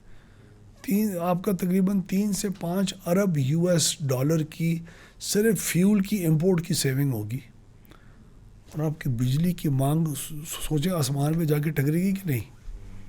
तो हम इलेक्ट्रिक मोबिलिटी को एक बहुत बड़ा पोटेंशियल देख रहे हैं, और इसकी रेवोल्यूशन को हम ऑथर करेंगे इंशाल्लाह। हम काफ़ी हद तक उसके ऊपर काम कर चुके हुए हैं, और मुल्क को प्राइम मिनिस्टर साहब इंशाल्लाह अगले महीने के अंदर अंदर शायद जल्द खुशखबरी सुनाएं, तो हम वो सारे रोड़े हटा देंगे। हर जिस तरह आपके CNG स्टेशंस नहीं थे, उस तरह आपके बिजली के स्टेशंस लग जाएंगे उन्हीं पेट्रोल पंप्स के ऊपर, हर कार पार्क के अंदर। जो इस वक्त भी आप देखते हैं सरकारी दफ्तरों के बाहर, अभी तो 300 आपके स्टॉक एक्सचेंज के बाहर, हर जगह 600, 700 मोटरसाइकिलों की कार पार्किंग सारे दिन की बनी होती है। उधर जाके हम रिचार्जिंग पॉइंट्स लगवा लें ना, प्राइवेट सेक्टर वाले, हम उनको बिजली पहुंचा के देंगे और उनको सस्ती बिजली देंगे, करो इस्तेमाल। लेकिन तो, सर बाइक भी तो होनी चाहिए ना उसके लिए, बाइक्स वगैरह भी। बाइक 2 मिनट लगने हैं लोगों को, कन्वर्ट करा देंगे। कन्वर्जन किटें पूरी दुनिया में मौजूद हैं, यानी ये सिर्फ ये कन्वर्जन किट कुछ 40,000 की है, कुछ 1 लाख की है, कुछ 1.25 लाख की है। वो लोग अपना पैसा इसमें लगा के अपनी साल 2 साल में पैसा पूरा कर जाएंगे अपना। ये आप जो कहते हैं ना इन्वेस्टमेंट अपॉर्चुनिटीज, इस transition into efficient, this is efficient transition and this is money making transition. इसमें लोग जो तकड़े हैं ये कन्वर्ट कर जाएंगे। आपको इन्वर्टर AC के ऊपर कन्वर्जन करने में हुकूमत को कुछ रोल प्ले करना पड़ा नहीं। आज जितने भी एफिशिएंट पंखों पे लोग जा रहे हैं जिनके पास पैसा है, उनमें गवर्नमेंट का क्या रोल है? हमने फैसिलिटेट करना है अच्छी सस्ती बिजली और चार्जिंग पॉइंट्स की रेगुलेशन, और चल। तो ये हम समझते हैं, हमारा सोच है कि अगर ये हमने प्रोवाइड कर लिया तो एकदम इसके अंदर एक बूम आएगा इंशाल्लाह। हमारे यहाँ ना हमेशा ये होता है, जब IPPs के कॉन्ट्रैक्ट भी थे इतने ज़्यादा एकदम कर लिए हैं, मे भी उसको हम फेज़ वाइज करते, एकदम इतना ना करते, जिसका बोझ अभी भी हम नज़र आ रहा है कि डिमांड है उतनी नहीं जितनी हमारे पास वो है। तो मे बी वो जो IPPs के भी कॉन्ट्रैक्ट थे, अगेन गोइंग बैक, कि जिस तरीके से हमने रैपिडली, ऑब्वियसली वो जो उस वक्त की सोच थी कि हमने लोड शेडिंग फ्री एक कंट्री को बनाना है, डू यू स्टिल थिंक कि वो वाला जो हमने उस वक्त जो रैपिडली किया था, that was the right approach to do it? क्यों, और क्या हमारे पास हल था? आपको लोड शेडिंग अफोर्ड कर सक रहे थे आप? बट फेज वाइज कर लेते हैं जितनी डिमांड थी। कई लोग इस जहन में भी हैं कि अपनी इकोनॉमी को देख के आपको कुछ 2-4 घंटे की लोड शेडिंग रखनी चाहिए इकोनॉमी में, ताकि जो 11,000 और पीक लोड का जो फ़र्क है ये कम हो। सो आपके कम प्लांट लगे ताकि आपके बाकी 4 महीने के अंदर बोझ आपके ऊपर ज़्यादा ना हो, कैपेसिटी पेमेंट्स की कीमत ऊपर ना जाए। लेकिन देखें, मैं अगर उस वक्त में वापस जाऊँ ना, मैं आज भी वही करूँ जो मैंने उस वक्त किया था। वो आपकी बियॉन्ड योर कंट्रोल थे। आपकी इकोनॉमी ग्रो करना बंद कर दी। आप डिमांड की प्रोजेक्शन करते हैं ना कि इकोनॉमी 5% पे ग्रो करेगी, आपकी इकोनॉमी 1%, 2% पे आ गई। 2018 के बाद क्या हुआ? जो आपने कर्जा लिया था उन प्लांट्स को पुट अप करने के लिए, वो डॉलर बेस्ड था, बाहर की फाइनेंसिंग थी, आपके पास पैसा नहीं था। वो रुपए की कीमत ने उसकी पूरी 100 रुपए से 285 पे गया, तो 3.25 गुना तो आपको हिट किया है 285% सिर्फ रुपए की डिवैल्यूएशन ने। आज मैंने आपको अभी एक्सप्लेन किया, 7-8 रुपए फी यूनिट आपके इंटरेस्ट रेट्स ऊपर गए, ग्लोबल इकोनॉमी रिटार्ड कर गई, कोविड आ गया, वो आपकी ग्रोथ ख़त्म हो गई। अभी भी अगर हमने जो अभी कैलकुलेशंस की हुई हैं, अगर हम 3-4% पे नहीं ग्रो करते, अगर हमारी इंटरेस्ट रेट्स यही नहीं रहते, और अगर रुपए की वैल्यू फर्दर डिवैल्यू करती है, तो आपकी अगले जो 10,000 मेगावाट हाइडल आ रहा है उसकी भी कीमतों में इजाफा होगा, उसमें कोई कमी नहीं होगी। तो हम लोग इस एनवायरनमेंट की तरफ जाना चाहिए। हमें इस वक्त इन 10,000 मेगावाट को भी रिव्यू करना चाहिए जो अगले आने वाले हैं, अगले 10 साल में। कि हम ऐसी चीज़ जो आप बात कर रहे हैं, ओपन मार्केट, जिस तरह लगाना है लगाए, जब जिसको ज़रूरत होगी खींच लेगा बिजली उससे, वो उसका अपना रिस्क है, अपनी हर चीज़ है, वो अपनी इन्वेस्टमेंट करेगा। हम अपने सिस्टम को किराए के लिए अवेलेबल कर लें। एक हम भी तो अजदहा की तरह बैठे हुए हैं ना कि नहीं नहीं नहीं नहीं नहीं नहीं, नहीं किराए पे, हमने सस्ते किराए पे इन तारों को इस्तेमाल नहीं होने देना, चाहे वो इस वक्त अंडर यूटिलाइज्ड भी हैं, उससे हम पैसा बना सकते हैं। लेकिन हमने उसके ऊपर भी रखा हुआ है कि फिर हमारी बिजली कौन लेगा अगर और लोग बिजली बनाना शुरू हो जाएंगे। वो भाई तुम्हारी बिजली कोई नहीं लेगा। इलेक्ट्रिक मोबिलिटी के अंदर तो तुम्हारी डिमांड थी नहीं, इलेक्ट्रिक मोबिलिटी के लिए तो इस चीज़ों की इजाज़त हम देंगे शायद इंशाल्लाह। तो इन तमाम चीज़ों के ऊपर out of the box thinking हो रही है, उस ज़रूरत भी इस वक्त उसी चीज़ की है। I think as an investor तो मैंने खुद, क्योंकि पर्सनली पावर में इन्वेस्ट किया होता है, सो जिस तरह के डिविडेंड उन्होंने दिए हैं, जिस तरह की return of investment as an investor, मैं तो सब लोगों को यही कहता हूँ कि where there is a problem there is an opportunity. The opportunity is, यहाँ पे आप कह रहे हैं आईपीपीज़ के साथ कॉन्ट्रैक्ट ऐसे थे वैसे थे, but if you are invested in that particular company, eventually you are the beneficiary as well, so you can basically invest and also make money by being invested in the power sector.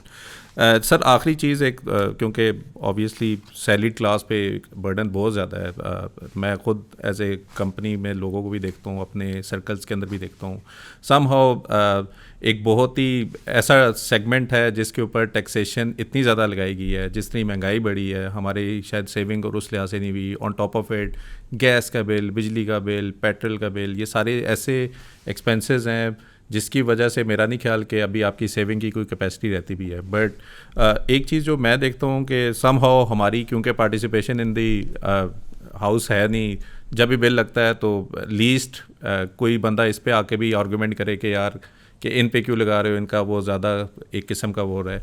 So what is your take on कि ये जो salaried वाली class के ऊपर इतना tax लगा हुआ है, being representative in the assembly as well, what is the way forward? हम लोग तो अब ये लोग, ये वाला सेगमेंट भी है, ये भी अब सड़कों पे आ गया तकरीबन कि यार हमारे पे भी इतना ज़्यादा टैक्स हो गया है, बल्कि दूसरे अनटैप इतने सेक्टर्स हैं जिसको टैक्स हमने इतना नहीं किया, जो कि शायद टैक्स में कंट्रीब्यूट कर सकते। जीडीपी में उनकी कंट्रीब्यूशन ज़्यादा है, लेकिन वो टैक्स के अंदर ब्रैकेट के अंदर अभी भी नहीं है। सैलरीड क्लास ओवरबर्डन्ड है, मैं बड़ा क्लियर मेरा व्यू है इस चीज़ का। और बेचारे ओवरबर्डन इसलिए भी हैं क्योंकि कोई और मिले ना मिले, टैक्स में आए ना आए, इनका तो रिकॉर्ड के ऊपर सैलरी आ रही है। आई थिंक दिस ओवरबर्डन वक्त के साथ कम होगा जब और लोग अपनी जिम्मेवारी अदा पूरी करना शुरू करेंगे। आपने कहा असेंबलियों में आप लोगों की रिप्रेजेंटेशन सैलरी क्लास की अक्सर नहीं है बिल्कुल। बहुत कम लोग हैं जो नहीं होंगे, बल्कि जो रेगुलर प्रोफेशनल सैलरी विड्रॉ कर रहे हैं और यहाँ भी ये बतौर मेंबर नेशनल असेंबली भी काम कर रहे हैं, शायद नहीं है। जो सैलरी हमें एज मिनिस्टर्स वगैरह वो भी नहीं अब मिलती, लेकिन जो मिलती थी उसके ऊपर टैक्स हमारा लगता था, उसके ऊपर अगर हमारी आवाज़ होती तो होती, लेकिन वो इतनी नहीं होती। इस दफ़ा सबसे ज़्यादा जो समझा जाता है जिनकी आवाज़ है असेंबली के अंदर, वो एग्रीकल्चर क्लास को भी समझा जाता है, इनकी टैक्स नहीं है। उसके ऊपर भी शुक्र अल्हम्दुलिल्लाह इस दफ़ा हमने ब्रेक थ्रू कर लिया है। क्लियर अंडरस्टैंडिंग है तमाम सूबाई गवर्नमेंट्स के अंदर और फेडरल गवर्नमेंट के अंदर कि एग्रीकल्चर क्लास के ऊपर टैक्सेस ज़्यादा होने चाहिए, 15% इज़ नो टैक्स, और उनका एक transparent mechanism of them declaring there income भी होना चाहिए। और उसके ऊपर जब FBR एक दफ़ा बीच में इन्वॉल्व हो जाएगी, तब मेरे ख्याल में उसके ऊपर एक रोल बहुत सवेर आ जाएगा और एक ओवरसाइट होगी। अगर टैक्स मशीनरी इफ़ेक्टिव हो, जो बाकी एरियाज़ में भी नहीं है तो यहाँ भी नहीं होगी, तो वो और बात है, लेकिन अगर इफ़ेक्टिव होगी तो एक रजीम तो होगी ना आपकी। तो मेरे ख्याल में जो पाकिस्तान के अंदर जितने भी एग्रीकल्चर क्लासेस हैं, ट्रेडर्स हैं, डॉक्टर्स हैं, लॉयर्स हैं, they don't pay taxes. They don't pay even 1/20th the amount of tax जो उनको पे करना चाहिए। तो जैसे जैसे इनके ऊपर प्रेशर बढ़ेगा और यहाँ से रेवेन्यू ऊपर आएगा तो सैलरीड क्लास के ऊपर भी ठीक है। तो टैक्स रिफॉर्म्स जो हैं, जो बार बार डिजिटाइजेशन ऑफ द इकोनॉमी के ऊपर प्राइम मिनिस्टर एम्फसाइज कर रहे हैं, और अभी FBR के अंदर भी गए थे अपनी इस रिजॉल्व को शो करने, और फाइनेंस मिनिस्टर भी बहुत पुश कर रहे हैं। Minister of state for finance को स्पेशली ये टास्क दिया गया है। मेरे ख्याल में अगर यहाँ की टैक्स मशीनरी के अंदर एफिशिएंसी आएगी, वही एक तौर तरीका है कि इनके ऊपर से सैलरीड क्लास के ऊपर से जी बर्डन कम होगा। और मेरे ख्याल में अब सैलरीड क्लास की हम आखिरी हदूद तक पहुँच चुके हुए, there is no space to tax the more. वो फिर इसके बाद अगर और भी टैक्स किया अगले साल तो फिर उनकी गिजी घुटने की मुतरादिफ होगा, जो कि हम अफोर्ड नहीं कर सकते, और ना ही इस प्रोडक्टिव क्लास को हमें इससे मज़ीद ज़्यादा बोझ डालना चाहिए उनके। और एक FBR का ये भी है कि मैं अभी एक कज़न को मैं जानता हूँ जो कि हाउस वाइफ है, उनका सिम ब्लॉक हो गया बिकॉज वो टैक्स नहीं पे किया, वो हाउस वाइफ है। सो एक इंटेलिजेंट वे भी होता है ना, आपके पास डाटा है। मैं आईरेस के अंदर जाता हूँ तो क्रेडिट कार्ड की ट्रांजेक्शन आती हैं, सारी चीज़ें आती हैं, मैंने कहाँ कहाँ यूज़ किया। आप उस डाटा को यूज़ कर लो यार, कि जो बड़ी गाड़ी ले रहे हो उसका बंद करो, ताकि वो आपके पास टैक्स सबमिट करने हैं ना। अब ये हाउस वाइफ को बंद करने की क्या तुक समझ आती है, रैंडमली आप लोगों को जाके सिर्फ बंद करो। डेटा की एनालिटिक्स जो है वो तो बहुत ज़रूरी है जो आप कह रहे हैं, लेकिन किधर है जी डेटा? कैश का डेटा है, कैश है अक्सर आपकी इकॉनमी में आज भी।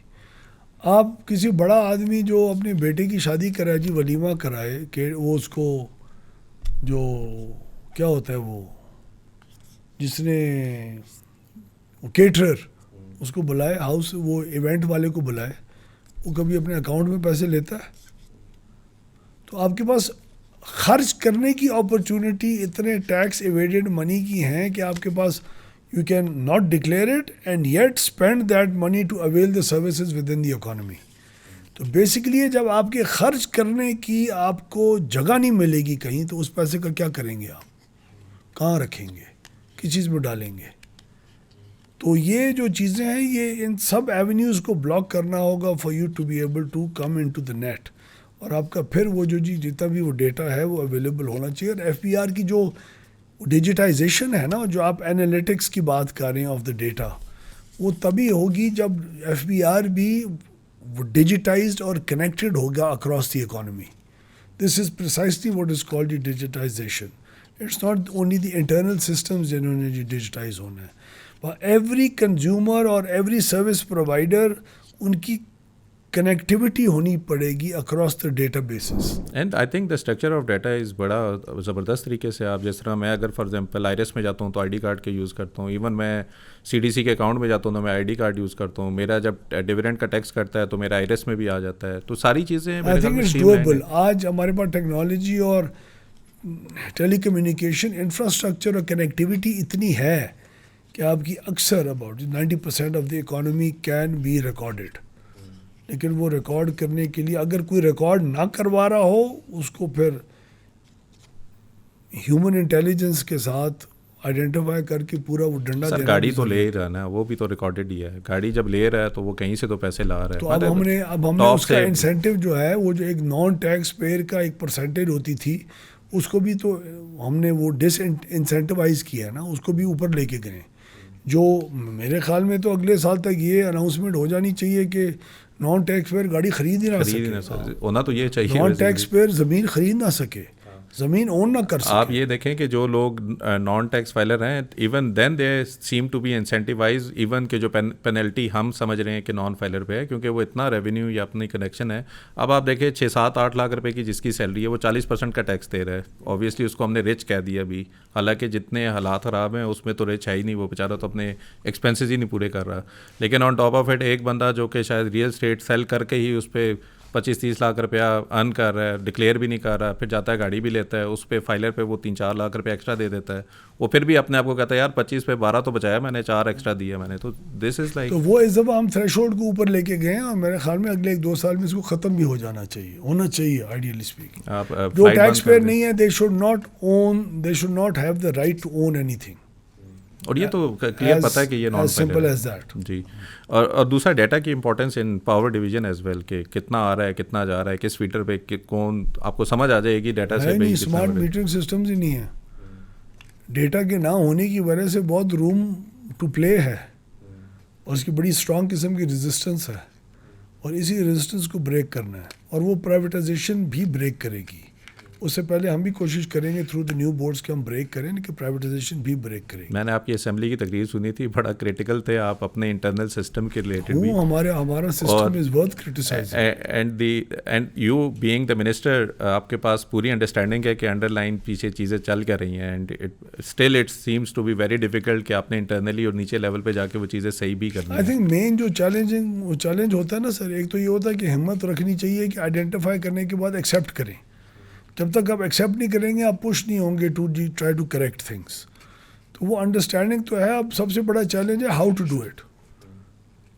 Do it is the most challenging part. और वो सक्सेस और फेलियर के अंदर फ़र्क वही होता है। And I think the solution for this is के privatization. Privatization is a very simple And solution for that. How long you think के privatization की मेरे ख्याल activity में 2 साल के अंदर, हमारे पास तकरीबन कुछ साल के अंदर ये 8 कंपनीज क्वेटा और ट्राइबल एरिया के अलावा ये 8 कंपनीज प्रिपेयर हो चुकी होंगी कौन फॉर सी कंपनीज होगी प्राइवेटाइजेशन। वो ऐसे? इस सारी कैस्को कैस्को और जी टेस्को ट्राइबल एरिया और जी क्वेटा इलेक्ट्रिक सप्लाई कंपनी के अलावा पेशावर, हैदराबाद, सखर, इस्लामाबाद, लाहौर, गुजरांवाला, मुल्तान, फैसलाबाद, ये तमाम कंपनीज अवेलेबल हो जाएंगी फॉर प्राइवेटाइजेशन। फिर हमें देखना होगा कि एपेटाइट मार्केट में कितनों को हम पेश करें बेचने के लिए। तो वो जितनी मार्केट में एपेटाइट होगी उतनी हम पेश करते करते सबसे सारी बेच मुश्किल जाएंगे। शायद के इलेक्ट्रिक थी जो हो चुकी है, और के इलेक्ट्रिक में आई थिंक जब वो इलेक्ट्रिक के प्राइवेटाइज बुरे एक्सपीरियंसेस भी हैं। हम कोशिश कर रहे हैं कि इन प्राइवेटाइजेशंस के अंदर वो एक्सपीरियंसेस से सीख के और एक बेहतर मॉडल सामने लेके आए। लाइन लॉसेस बिफोर कम जब हुए। होते 35% से 15% पे आ कम गए हुए के इलेक्ट्रिक कम हुए में। लेकिन 170 अरब रुपए की उनकी महंगी बिजली भी तो वो प्रोड्यूस कर रहे हैं ना। तो उस प्राइवेटाइजेशन के अंदर सबसे बड़ी अगर गलती मुझसे पूछें वो ये थी कि उनको जी जनरेशन और डिस्ट्रीब्यूशन को कनेक्ट नहीं करना चाहिए था। उन्हें नहीं जनरेशन की, क्या पुट लिया आपने उनको। 170 अरब रुपए महंगी बिजली वो आज लोगों को दे रहे हैं अपनी, तो आप पे कर रहे हैं ना, क्योंकि पाकिस्तानी हैं, उनको एक ही रेट पे रखना है बिजली के।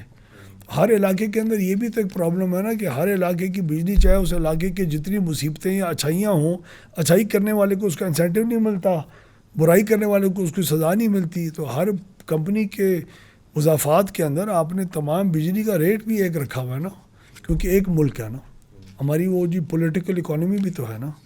और हम समझते हैं, हम दिल जहन और हमारा दिल भी इस चीज़ के अंदर बिलीव करता है कि आपकी एक ही इकोनॉमी के अंदर basic terms and conditions infrastructure की उसकी कॉस्ट एक ही होनी चाहिए, ताकि वो उसकी मुख्तलिफ किसी को एडवांटेज और disadvantage with in an economy ना हो।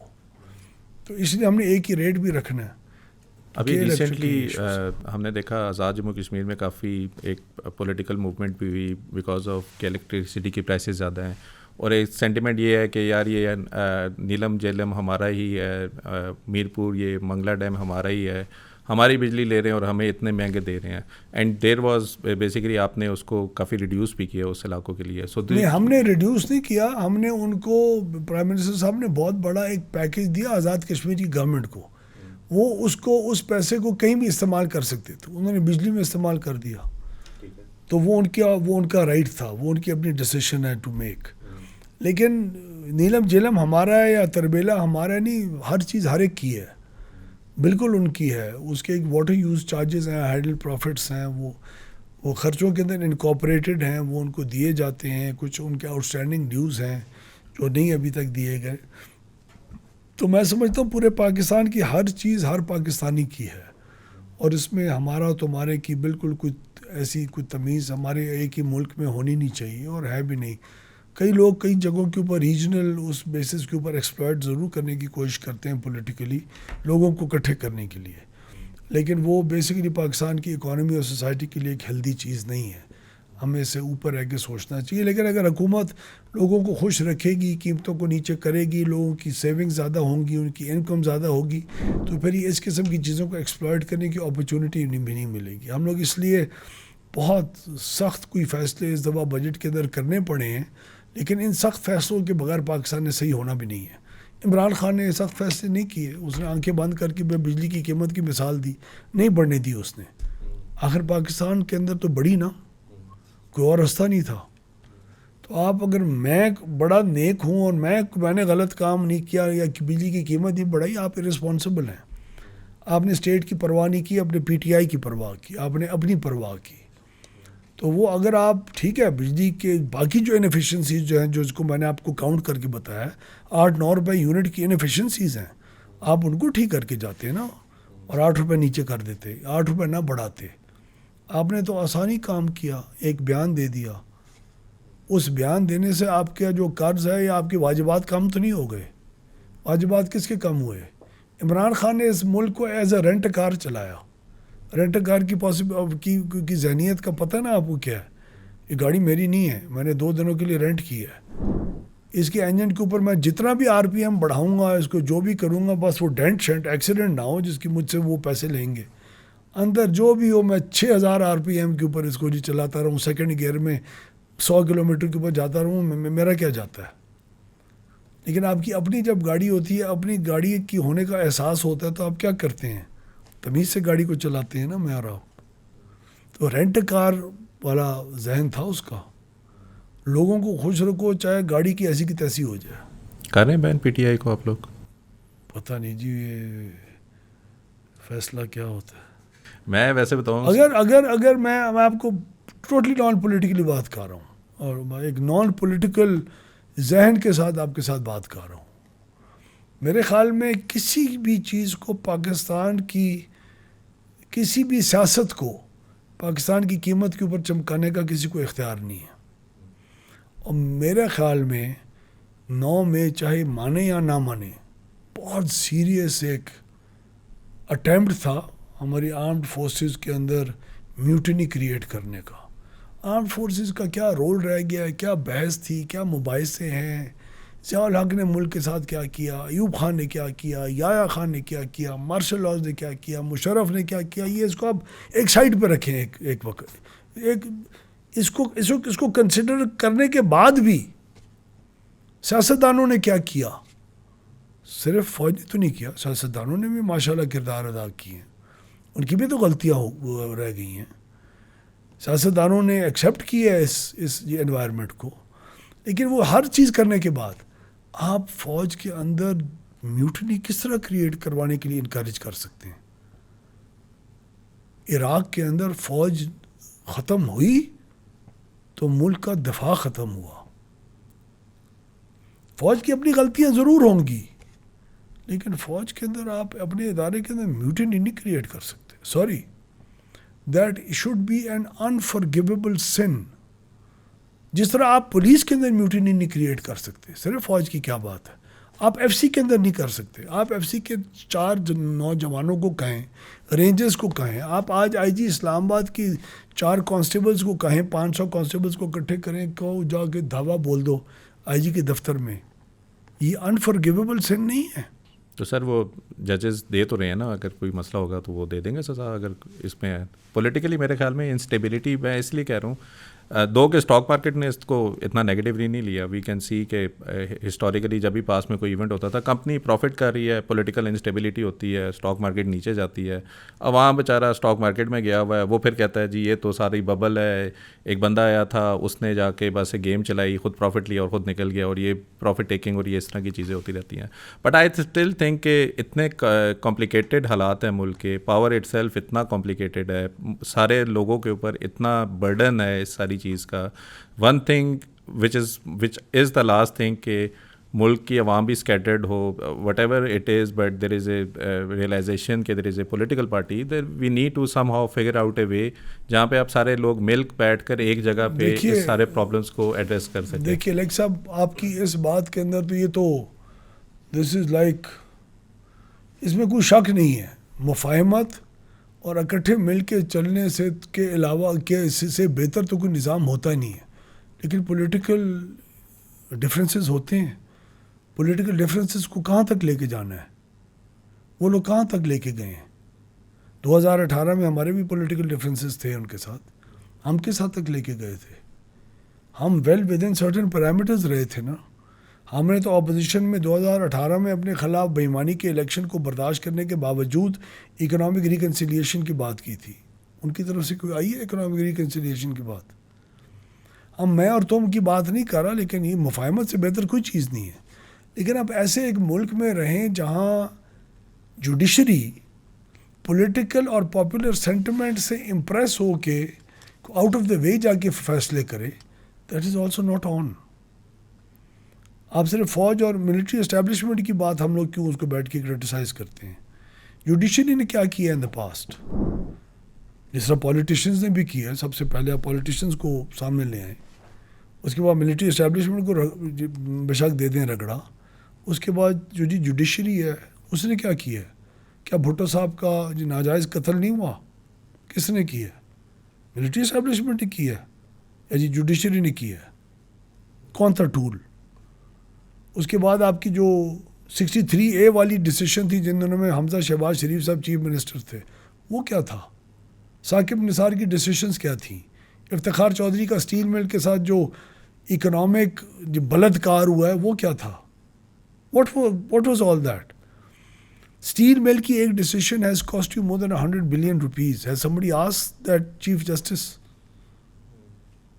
तो ये आपको इस वक्त तमाम ऑर्गन्स ऑफ द स्टेट को पॉलिटिकल पॉपुलैरिटी की बेस्ड उससे अंडर प्रेशर आके, सोशल मीडिया से अंडर प्रेशर आके, how can you afford to make decisions? How can you? हम अभी रिव्यू में गए हैं, एक लंबी डिस्कशन है, लेकिन उस रिव्यू में हम ये चीज़ें शायद ये पूछेंगे या पूछ ली होंगी। आई डोंट नो कि रिव्यू का कंटेंट एग्जैक्टली क्या होना, पूछना चाहिए कि जिस लोगों ने आपसे जिस पार्टी ने रिलीफ मांगा नहीं है वो किधर से आ गई है। जो पार्टी रिलीफ नहीं मांगती है, अपना पार्टिसिपेट नहीं, एज अ पार्टी अपने आप को डिक्लेयर करके आती नहीं है उस केस के अंदर, उसको तो सुनना भी चीफ जस्टिस और जज उनको सुन भी नहीं सकते। You have to be party to a case ना। If you are not party to a case you can't even be heard in a court of law. How can you be the beneficiary of that? तो ये सारी चीज़ें हैं। I think Pakistan के अंदर sanity should prevail. मैं मुफाहमत के हक़ में हूँ, बहुत ज़्यादा हूँ, लेकिन मैं क्योंकि मुफाहमत चाहिए इसलिए आप जिसका जो कसूर है उससे पूछें भी ना। This is unfair. 9 मई के ऊपर पूछना चाहिए, उसके बगैर आपका रास्ता कोई नहीं है। चलिए, I think sir we are already 1 hour 20 minutes past. आखिर में जो लोग बेचारे अभी भी बिजली के बिल से परेशान हैं, अगर आखिर में कोई आप उनको जाते जाते कोई एक सेंस ऑफ रिलीफ या कोई आप उनको एडवाइस करना चाहिए? देखिए, बिजली के बिल जी दिसंबर के बाद कम होंगे। 2-3 साल इसके अंदर एक कमी का रुझान होगा। और अगर आज हमने आइंदा की पन बिजली के ऊपर बनने वाले और मुख्तलिफ प्रोजेक्ट्स को रिव्यू कर लिया और एक बेहतर एनवायरनमेंट की तरफ हम गए, अपनी पॉलिसीज़ को बहुत मेजर चेंज ना किया और मतलब कर लिया इंशाल्लाह, तो मेरे ख़्याल में ये बिजली की कीमतों की कमी का रुझान आइंदा मुस्तकबिल के अंदर जारी रहेगा 3 साल के बाद भी। और हम अपनी जो जितनी भी इनएफिशिएंसीज़ हैं इन 5 सालों में कोशिश करेंगे, जितनी हमारी एडमिनिस्ट्रेटिव ट्रांसमिशन और इन चीज़ों की वजह से 6-7-8 रुपए यूनिट बिजली की कीमत महंगी है, जिससे 800 अरब रुपए का तकरीबन बोझ लोगों के ऊपर पड़ है, वो भी हम कोशिश करेंगे कि अपने इस दौरे हुकूमत में उसको भी खातिर खा उसके अंदर कमी लेके आए। So thank you very much. अगर आप लोग ये एपिसोड अभी तक सुन रहे हैं, मैं अगेन कह दूं कि पावर सेक्टर जहाँ पे लोगों को बिजली के बिलों में मसला है, ऑन द अदर साइड जो लोग पावर सेक्टर में इन्वेस्टेड थे, जिस तरह हबको हो गया फॉर एग्जांपल 60 से 160 प्लस पे चला गया है, 30-35 रुपए का तो डिविडेंड दिया है। So these are the beneficiary. यानी अगर आपको एक तरफ पे मसला नज़र आ रहा है कंज्यूमर एंड के ऊपर, आपको ये भी समझ आनी चाहिए कि बैक एंड पे जिस तरह के भी एग्रीमेंट इनकी गवर्नमेंट के साथ हुए, दे आर द बेनिफिशरीज़। आपको अगर इनसे रिवॉर्ड लेना है या इसमें बेनिफिट लेना है तो आपको इसमें इन्वेस्टमेंट करनी पड़ेगी। अगेन इस पर्टिकुलर पॉडकास्ट का मकसद ये भी था कि हम ये आपको एजुकेट करें कि बिजली की प्राइस को हम कैसे कंजम्पशन बेस में किस तरह बचा सकते हैं। अगर आपने उस पर इन्वेस्ट भी करना है तो स्टॉक मार्केट पे पावर सेक्टर का जितनी लिस्टेड कंपनीज हैं आप उस पर इन्वेस्ट करके बेनिफिशियरी भी बन सकते हैं। So thank you very much and I will see you in another episode.